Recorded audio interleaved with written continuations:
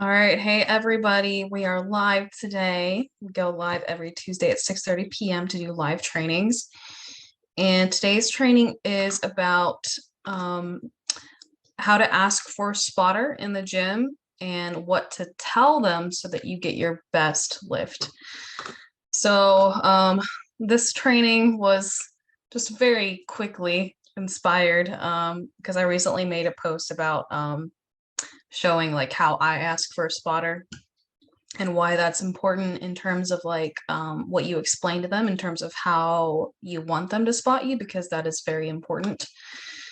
Um, and then also partly because I do have some clients who are new to the gym, and so they feel somewhat I guess daunted when it comes to like just asking a random person to spot them in the gym.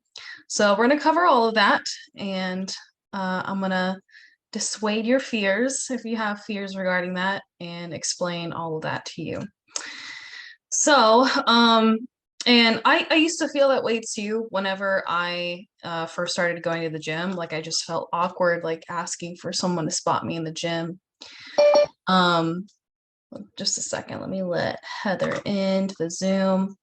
By the way, if y'all are watching on Facebook, you're more than welcome to join via the Zoom so that you can ask questions live if you want to, or just comment in Facebook any of your questions you might have. So yeah, I've been there before where I first started going to the gym and I just felt like either embarrassed or just awkward asking someone to spot me. And it mostly came from like I just didn't have experience and I didn't realize that it's very common gym etiquette to just ask a random person to spot you and no one thinks twice about it. So it is very normal. I now and I've been this way for years now. When I ask people to spot me at the gym, like I will just ask a random person, even if it's someone that I've never seen before, and a 99.9% of them will be totally cool with it. So if you're in that boat where you feel embarrassed or awkward asking someone to spot you, remind yourself that it is very common gym etiquette and the vast majority of people are going to be okay with it. You might get that 0.1% who are not okay with it, but that's just a reflection of their character, and that you just need to not take it personally and just realize it's their problem and just move on. Ask the next person. Um, okay, let's see. All right, let's see.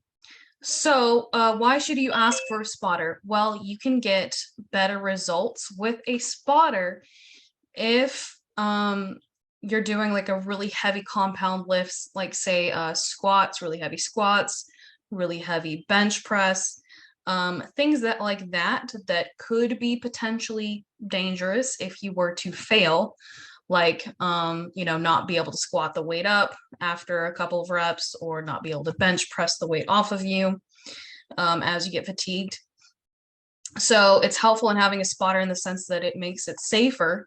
And then secondarily, it also makes it better for you in the sense that you're able to push yourself harder and you actually can train to failure if you want to, knowing that you have someone to help you when you do fail. And if you guys have been in my group for a while, you know why I recommend you train to failure. And just really quickly, it's because you will get better muscular and strength gains when you train to momentary muscular failure, particularly when you account for the time that you invest in the gym. When you train to failure, you only have to do one set per exercise. So that's how a spotter can be helpful in those two ways. It's safer and you can push yourself harder. So when it comes to asking someone to spot you in the gym, um, I do so like I do recommend that you ask someone who's more closer to you nearby, someone who is lifting already. Like for example, you wouldn't necessarily want to go to someone who's like doing cardio, especially if it's in a different section. and you just go and ask someone who's doing cardio to spot you. Unless you know them, then that's perfectly fine. I'm not saying you can ask someone who is doing cardio. Let's just leave that as a last resort. So in general, just ask the nearest person. I will say, try, and you'll learn this as you become a more experienced lifter, try to use discernment in the sense of like, try to judge if they look like they know what they're doing. Because if they do, then they more than likely will be a better spotter. Like, for example, if you're just starting out at the gym,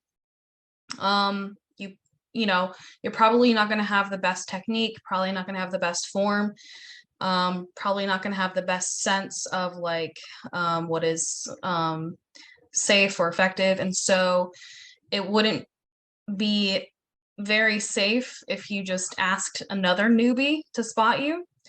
I will say that's better than nothing. So if that's all you have access to, that's perfectly fine. Like, definitely have a spotter in lifts like squat and bench press, things like that. But whenever you can control it, try to ask someone who looks like they know what they're doing. Ask the most nearby person, ask someone who is lifting in the same area.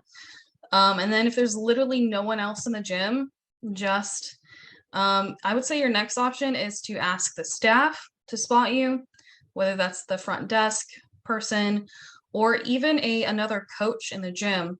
I've even myself, so I'm a coach.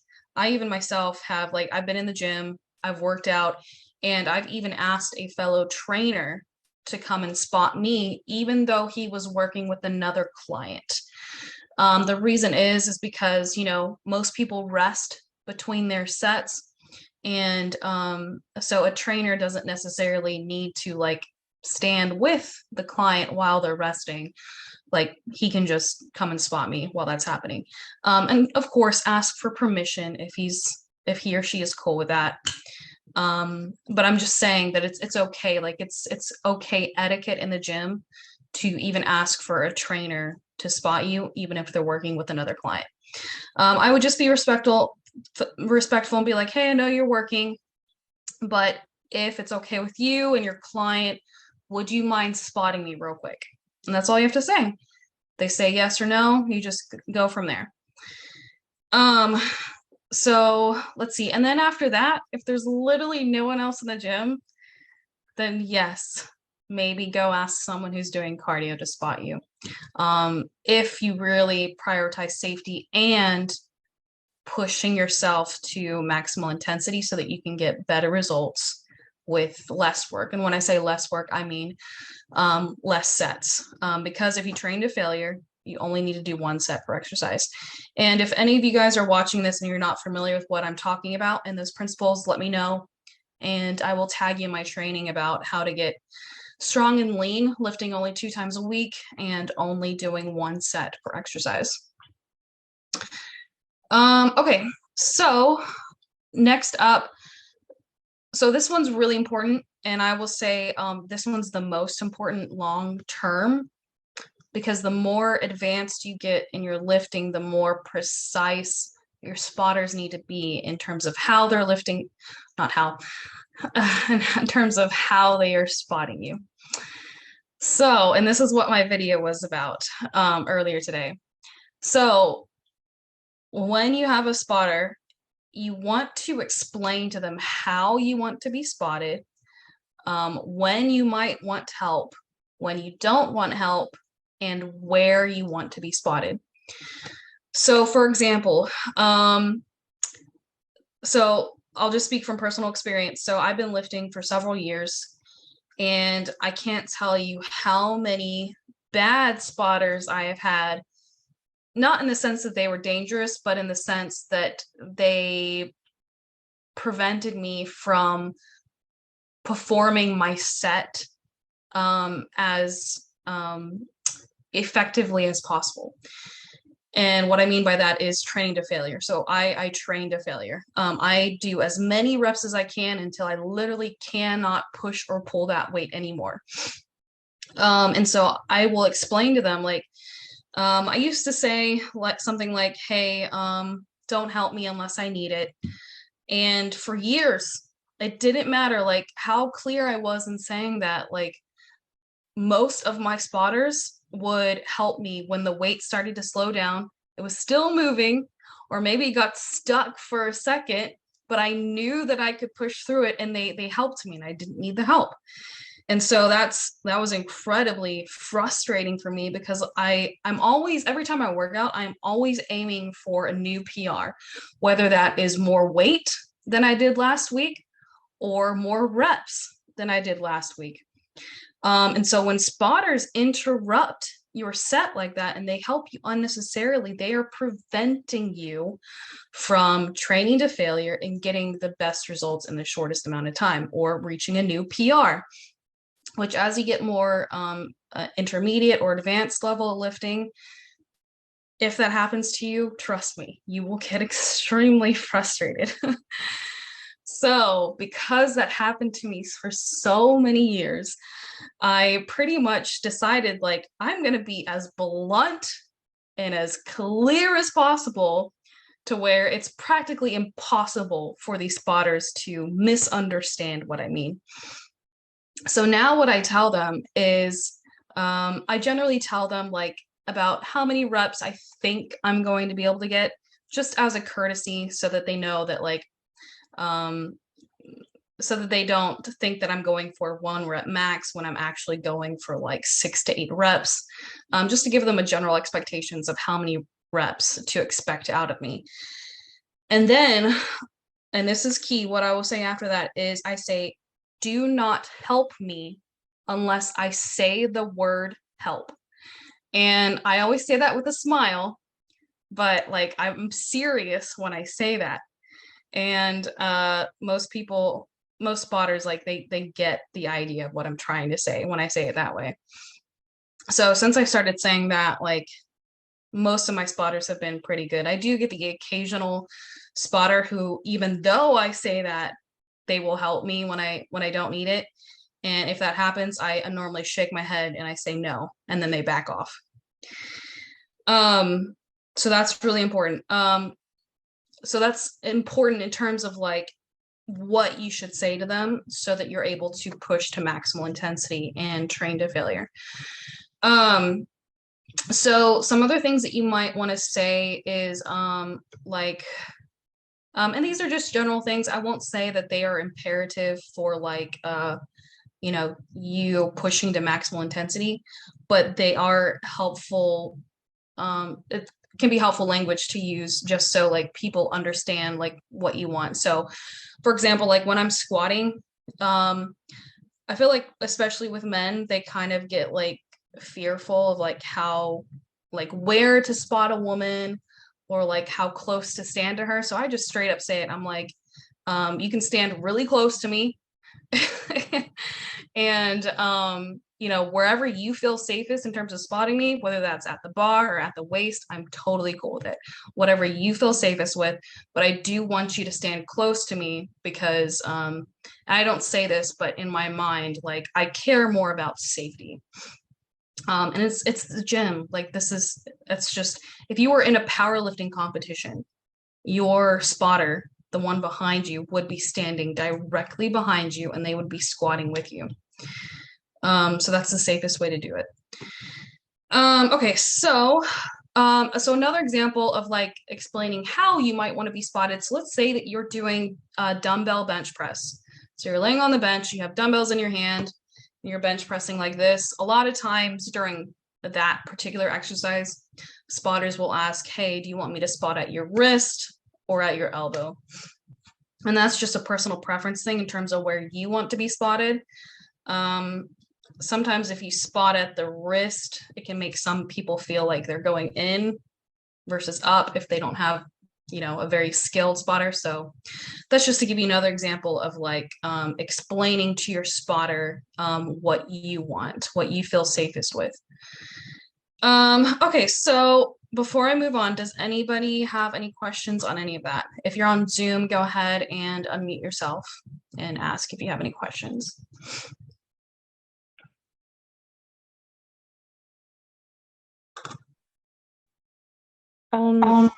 So for spotting, it's basically anytime you lift something that can be dangerous.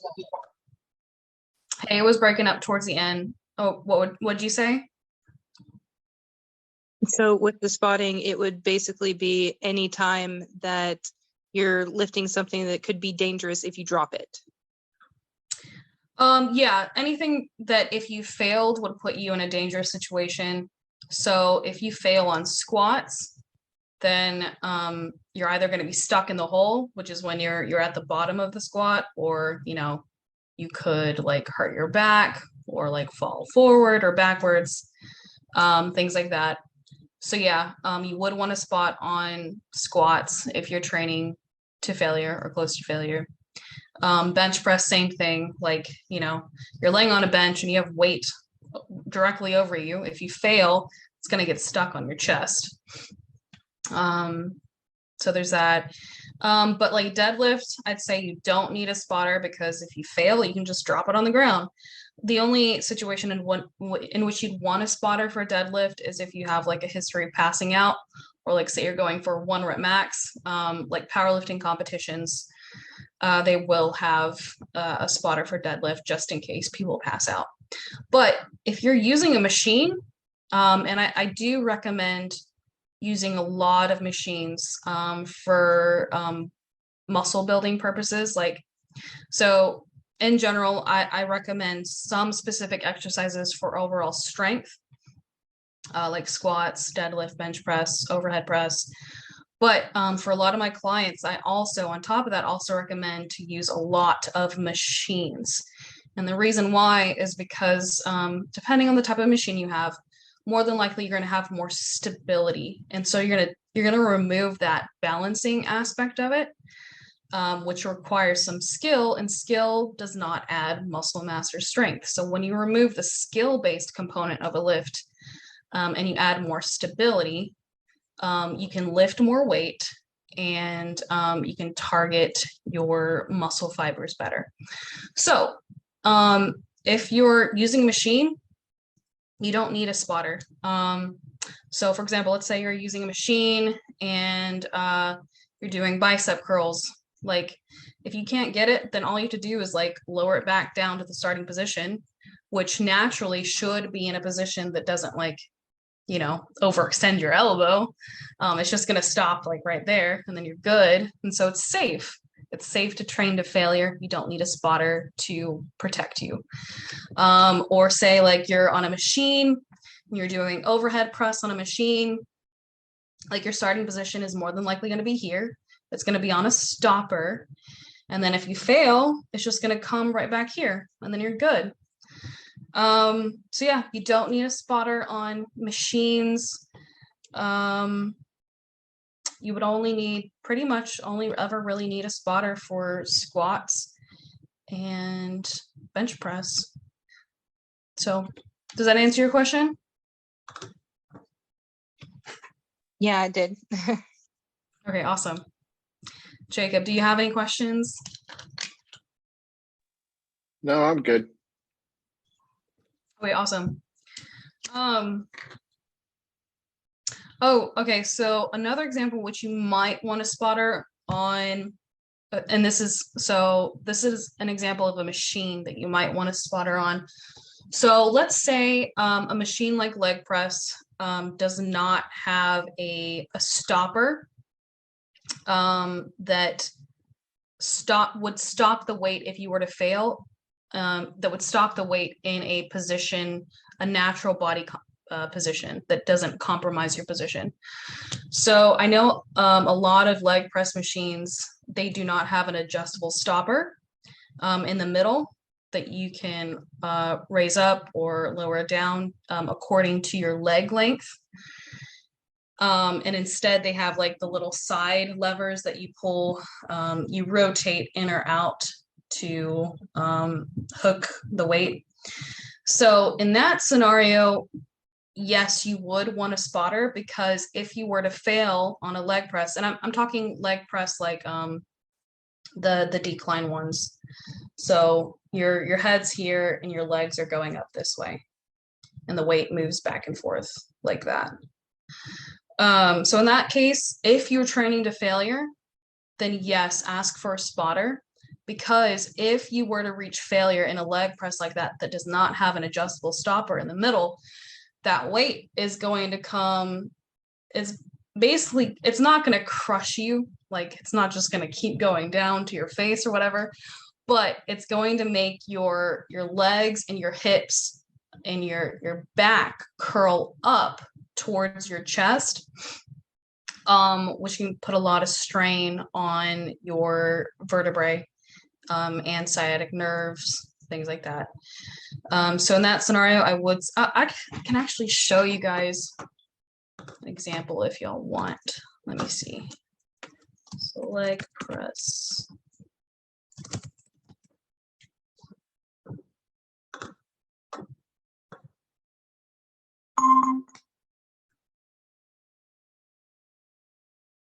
Okay. So I'm gonna share my screen.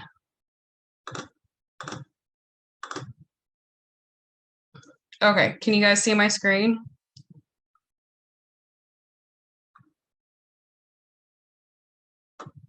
Yeah, Okay. I can see it. Cool. So this is an example of a leg press that does not have a middle stopper. So yeah, if you were to fail, this weight is just gonna come down and it's gonna make your hips and your lower back curl off of this back pad and kind of curl it up if it just comes down really far. So in this scenario, you would, if you're training to failure, you would ask for a spotter, and basically they would just spot right here.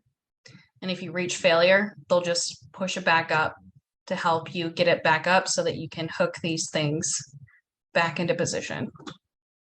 Does that make sense, guys?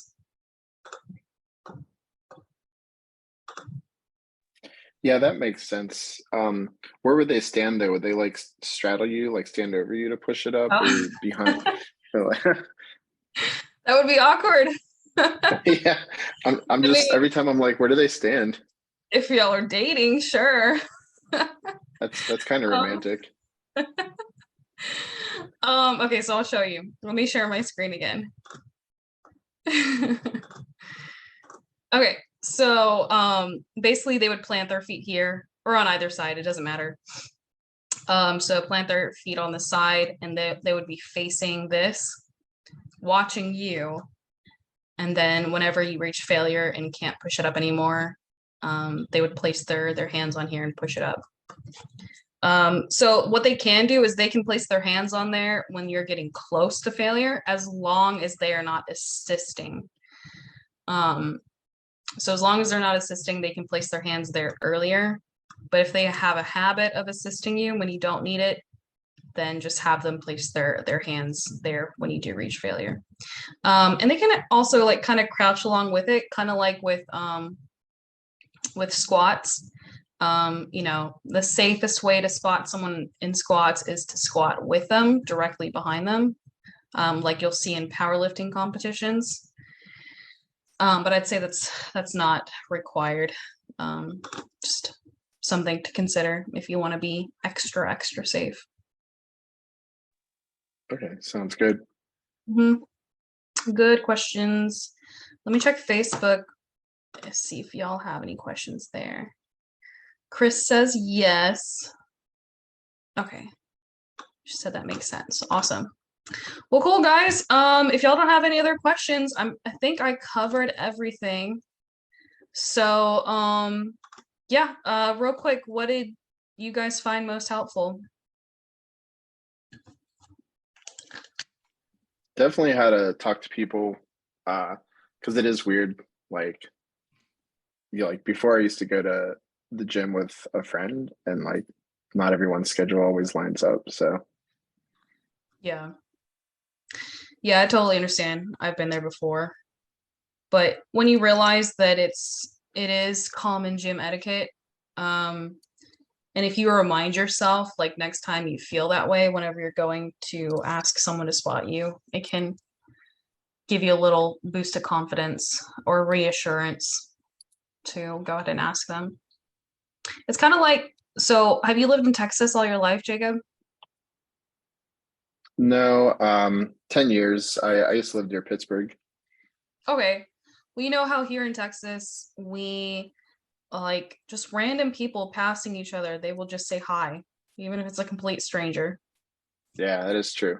Yeah.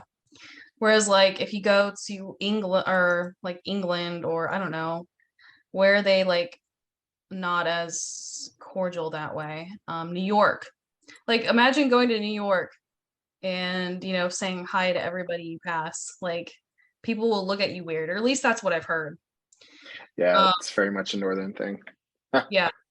So think of it that way, but imagine the gym, at least in the US, I don't know about elsewhere. In the US, in the gym, it is extremely common gym etiquette. Like that is the norm to just ask a random person to spot you, and no one will think twice about it. Unless they're in a bad mood and just don't want to. But again, that is like the 0.1%. I've been asking for spotters the last 10 years, and I can probably count on one hand how many times I've gotten a no. So it's extremely rare. Okay, cool. What about you, Heather? Let's see if she's still on. What did you Yeah, find I'm most here. helpful? Hey. Um, actually, the wording is actually going to help me quite a bit because I don't really know how to convey through words. That's why I'm quiet so much. Yeah, no, that's totally understandable. So have you asked for a spotter before? I have not. Me and Chris usually go to the gym together, so I can at least help advise him on like proper positioning because I do leg press quite a bit, like pretty heavy weights. Okay, awesome. Yeah, for sure. It'll help. Awesome. I love that. Yeah, so let me quickly walk you through like what exactly you might say. So when I go to the gym and I need a spotter, I'll just look at someone nearby who looks like they know what they're doing. I'll walk up to them between their sets, so I will not ask them while they're doing their set. Um, by the way, you should never interrupt someone while they are working their set. So I'll wait until they're done and I'll go up to them while they're resting and I'll be like, "Hey, would you mind spotting me real quick?" That's all I say. And then they say yes. They come over to where I'm working, and then I break down to them how I wanted to be spotted. So I say the same thing for bench press and squats. I say, hey, I'm aiming for about 4 to 6 reps, but do not help me unless I say the word help. And then they say, okay.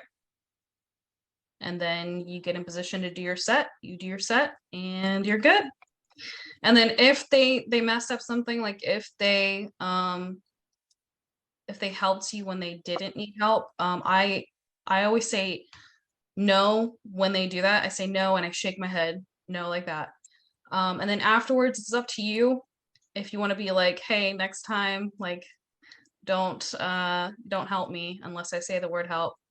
I don't normally do that. I will just mark it off in my head like they don't follow instruction well, and so I don't ever ask them to spot me again. But it would be fine if as long as you say it respectfully. It's Yeah. just at my gym, it's there's a lot of people, so I have a lot of options in terms of asking people to spot me. I go to the local college. They have a community membership for their gym, and a lot of the college kids are actually really nice about helping people out. They'll even like help you with your positioning and stuff. Nice. Yeah, that's cool. Sorry, my voice is a little messed up. I ran into a burning building today to save someone. Oh yeah, that's right. Yeah, no, that's totally understandable. You're good. It it's a little different at the Anytime My Fitness I go to. Like, there's usually not a lot of people. Like, it's usually very empty, and like people are very to themselves. Yeah. Different gyms have different atmospheres in terms of like some gyms have like, a ton of community, like people are always talking to each other. And some people are more to themselves. You'll find gyms more so gyms like Anytime, gyms like Planet Fitness, they are going to have more of that like stay to yourself atmosphere. But even still, like it's even in those gyms, because I have gone to both of those types of gyms, it's okay to ask a random person to spot you. It's more so that it's not just out in the open that people like, you know, socialize. So it's okay to do that in those types of gyms too. Okay. Now I will say, those types of gyms, not always, but they do attract a lot of beginner lifters. So you might, if you do get some no's, it might more so be because they don't feel comfortable, like they don't feel safe spotting someone. So I would say that's just another good example to like try to look to see if someone knows what they're doing. But even still, even if it doesn't, and that's the only person in the gym, you know, it doesn't hurt to have extra safety.